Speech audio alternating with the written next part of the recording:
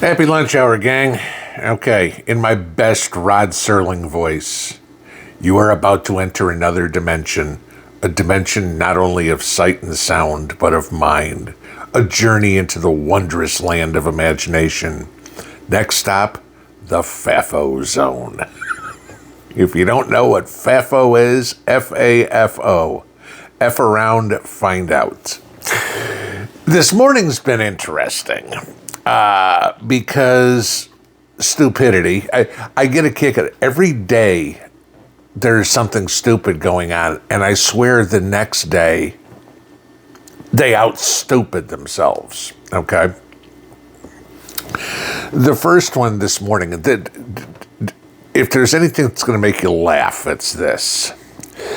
Ukraine is now mulling the idea of going to The Hague and filing charges against Donald Trump for war crimes because he's refusing to give Ukraine any more money or weapons. I'm not kidding, okay? So now all of a sudden, it's Trump's fault. Honey, it's raining. Blame Donald Trump. Honey, I got a flat tire. It's Donald Trump's fault. Honey, we're getting our ass kicked by Russia. It's Donald Trump's fault. You know, it's just, it's insane. Somehow, some way, by us not giving the uber entitled Ukrainians money and weapons, it's now our fault they're losing the war. Okay.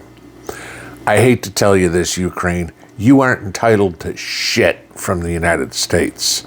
Not a penny out of my pocket or anybody else's. None. The money you've gotten so far, consider that a gift from the guy who started the war, Joe Biden. The guy who's now running the show ain't giving you a gift. You aren't worth it. Okay. You know, you can tell how interested in peace Zelensky is. I don't know if you caught this one this morning. Ukraine launched a bunch of drones at Moscow. Now, if you know your European geography, Ukraine is down in the borders the southwest of Russia. Okay. Moscow is up in the northwest. It's a long way. It's nowhere near the fighting. But Ukraine decided to launch a bunch of drones that managed to strike apartment complexes and kill about a dozen people, destroyed apartments, injured like 20 more, something like this. Attacking civilians in apartments. That's what Zelensky's doing to get a peace treaty, right? So, yeah, and you wonder why we don't want to give him any more money or any more weapons. The guy is a verified lunatic who is just hell-bent on stealing money and killing civilians. That's the Slava Ukraini that all these asshole liberals support. But then we got the next one.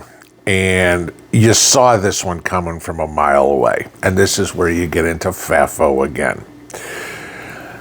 Ontario, Canada, decided, yep, they are going to put a 25% tariff on the electricity they send to the United States. That was probably the stupidest thing they could possibly do. You want to get in a trade war? I mean, again, it's the same thing. Zelensky wants to get in a political war with the biggest political superpower in a country or in the world. Canada wants to get in a trade war with the biggest economic superpower in the world. You're gonna lose. All right. So Doug Ford decides we're going to put a 25% tariff on the electricity we send to the United States. In a New York second, Trump came out and said, okay, we're going to put an additional 25% tariff on all steel and aluminum coming into the United States from Canada. Yeah, that's going to kind of screw up your economy, considering, like I said, they export nearly 80% of their goods to the U.S. Okay. And Trump is expected to declare a national emergency today to reroute electricity to all those states affected that used to get energy from Ontario. Because, of course, could you deal with a 25% hike in your electric bills right now? Most people can't. Okay. So we'll just reroute electricity from our country and do that, and we'll be fine. Where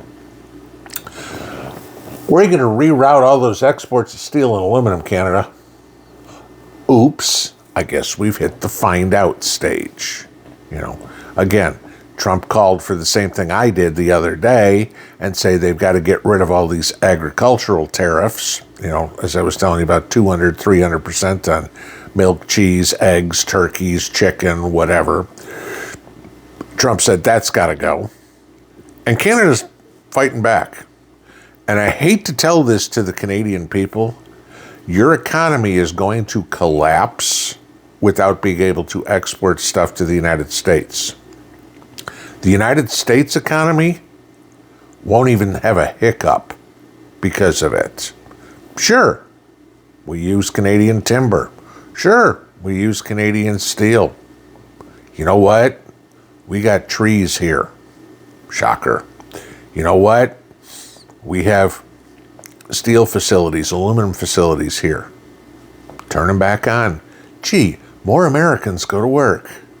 Gee, more Canadians out of work. This is what your politicians are doing to you.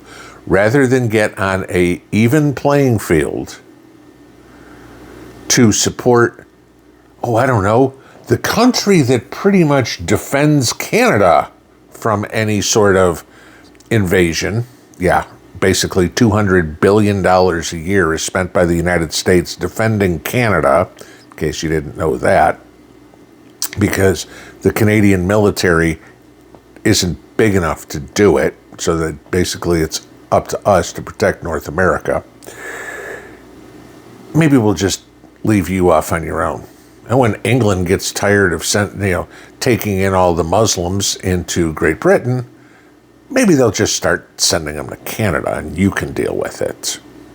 But hell, you're already doing that anyway, right? If you want some terrorism, hey, you got it, Canada, no problem. We won't worry about defending you. We won't worry about helping your economy. Either play nice or get out of the sandbox. It's pretty much how Trump's going here. And I agree with him. Again, my belief in isolationism. But these are a couple of instances here where the rest of the world thinks they're entitled to the U.S. markets, to the U.S. money, to the U.S. technology, to U.S. equipment. I hate to tell every single one of you, Ukraine, Canada, Great Britain, Israel, Germany, South Korea, you aren't entitled to shit. You get what we give you out of our good graces, and you've worn out your welcome. And I don't give a shit. Pinball out.